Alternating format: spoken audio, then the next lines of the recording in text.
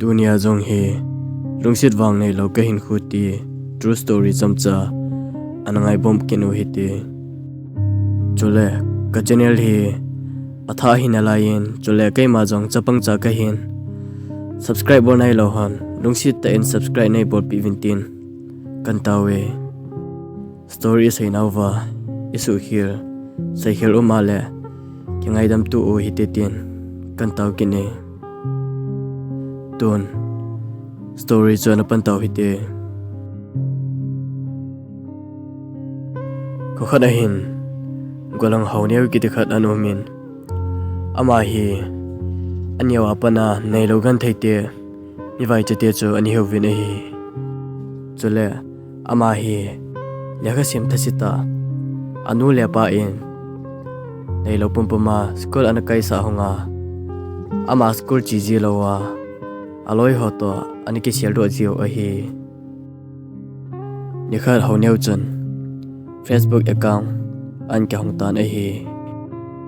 Facebook acha namai hoita ta pasal hoita ta an mutan ahi chuphanin hawneu chun namai a hoi si si cha friend request an thot tan ahi chamkha jawin namai chochoi ki tikhanin ahin accept pi tan hi chochoi chu amial hoi ji chun hawneu chun anadei cha tan hi hawneu chun chochoi chu ahin her pantan chochoi chu phat sota jawin annom tan hi chinya panin chun amani jong hong ki ngai hungin hawneu chun anarung sit mamong a hitai hawneu chun phone an cheinai pon mi phone a aloi ho phone a an online zia hitia cho Facebook an ki chimji a hi hitia cho aloi pa phone a cho pha sot pi an ki ho hongin a hi ni khan hi aloi pa to chun kisela chi hong na in phone cho tuila a an khi sa hong ta na hi apet pe na cho imati nai lo ahin akisel chai hunga inal hunga phone cho ven hungle phone cho aki hung do zo to poi hawneu cho aki phatlamin aloi pa kuma chun bai jinglekin kasim tang yetien asai tai ajingen hawneu chun asip satan asim pa chun hichi apet pena sipding a hitapoi hichi haptani hapta thomlo ding a hitin asai tai chuphanin hawneu chun phone cho a hin dal ha in langa ahong kinung le tai chochoi chun hawneu cho ibidinga a online kha lo hitam a hirowa le doma chom ane hitam tin agel ta ne he hawneu chun mi phone a online ding atile a password an he pangta ne hi hawneu chun online khalo phanin chun chochoi chu alu hangin chochoi in message an thonin ilungsit lo momong a hiale tunia pana ka khanding na hitai tin message an thot tai hawneu le loi pa jong hapta thum zawin phone cho sip chai nai lam tin avian achi hungle phone cho anasim chai tai chamkha jawin hawneu cho chochoi cho ho pinum be se ji chun Facebook cho anulut ki ta na hi masanga chochoi in message ana thot cho ahin muta na hi chochoi chun hitin an se ye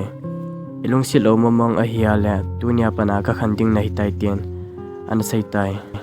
khojong iki gam hlat bal hung ne tin an sei tai chole hawneu cho an block tai chochoi in akhan cho hawneu chun aloi pa jong an he sa pon koima cha an he sa pon hi gu thima achanga gen thei an thu hi chole kum thum zawin hawneu chun amo ka sunga no mai chapang khat analung sit kita na hi alung sit wangyen chon alung sit na thu chu ana sei nai poi gu thima honeu chon kom khatwal a hin nung sit ta na hi chaphanin honeu in jang kinga nga le mi chang kha the tin alung sit na thu chu a hin sei pan ta na hi le namai no chon kin nung sit ka hinai poi kin do ma ka nei num nai poi tin asai ta na hi kin zong kalung sit a hi ji chon ka sei sei komen a hi le ni khan hi aman zong ilung sit cho ka ki pa e a hi wangen nanau no bangin nei gelin tin asai tai chole namai hi za la a kai bau namai da na a hi theile namai chum ki va tan tin asai tai kin jong kalung sit a hi ji chon atu sei ho cho kana sa pi pon kalung sin a thu ho cho ka sei sei komen a hi le ni khat aman jong gel khir he o kanom poitin an sei tai chuphanin hauneu cho kamin aman ilung sin hi jong le ni khat le kalung sin na hi an he thau thau de he tin ol mo lo ta in am ki ta na hi hauneu in alung sin nu cho amo khu songa dinga chapang phata khat a hi in a hi hijia cho hauneu chon midang dinga a phalo ji a lungsen an chan a hi ni khan hi hauneu chon alung sin nu to aloi na mai khat limani ke kap amotan azanin alung sin nu aloi nu kuma chon lim ho cho athom ta na hi le video khat an zawin hichi video cho hauneu in alung sin nu achanga video ani kela pat a hi hauneu jong video ho lim ho cho akisian chain yenanga akinung le ta na hi cham kha zawin hauneu chon alung sin nu koma chon video cho thonin na hoye tiana sei ta na hi le alung sin nu chon gang chalin delete no malna ne num lo le tin an sei ta na hi chaphanin hauneu cho alhi su in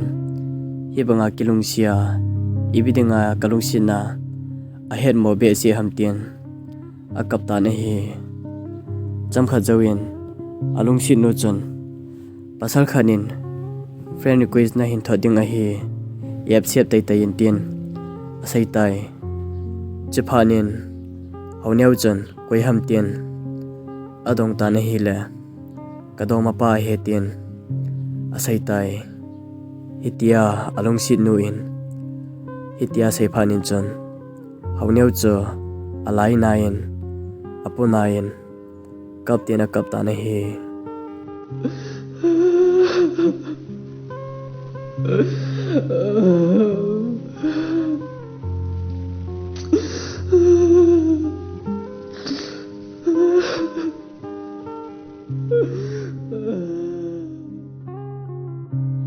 Jinya panin chon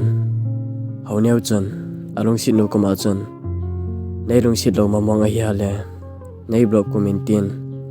asai tai alung sit non jong a block tan amani jong a kya ho kha hung ta poi hauneu chon alung sit wal ji chon hitin an ki hat sile ka hin khwa kalung sit pen ka ngai pen ka it pen to ka hing khom zo lo ding ka gel le ka hing nom ta poi tin alung sit no koma chan ana sayin a he